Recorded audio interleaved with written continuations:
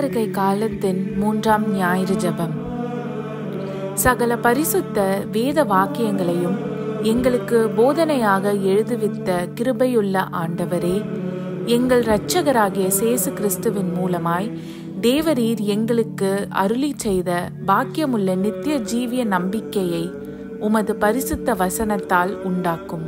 பொறுமையினாலும் ஆறுதலினாலும் நாங்கள் பற்றி கொண்டு எப்போதும் உறுதியாய் கைக்கொள்ளத்தக்கதாக அந்த வாக்கியங்களை நன்றாக கேட்டு வாசித்து கவனித்து கற்றறிந்து உட்கொள்ள எங்களுக்கு கிருபை செய்தருளும்.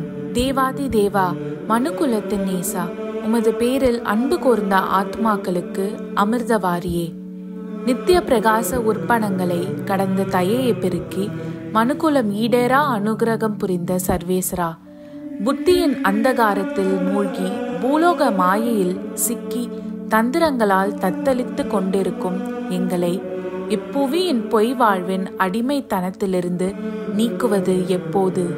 முன்னொரு முறை மனுக்குலத்தை மீட்டு ரட்சித்தது போல பொது தீர்வை நாளில் பூலோகத்தில் முன் பிறந்தவர்கள் இனி பிறக்கப் போகிறவர்கள் எல்லோரும் உமது சமூகத்தில் பொது தீர்வுக்கு வரும் நாளில் நான் உமது இடது பக்கத்திலிருந்து நாணிக்குன்றி நித்திய நரகத்திற்கு போகாதபடிக்கு இப்போதே நான் கொண்ட பாவ விஷத்தை தீர்த்து புண்ணியம், இலகு, சூட்சம், பிரகாசம் கொண்டு ஒளிரும் சரீரமுள்ளவனாய் உமது வல பக்கத்திலிருந்து எல்லோரும் மகிழ நான் ஆனந்த மோட்சமடைய செய்தருளும் சுவாமி. ஆமென்.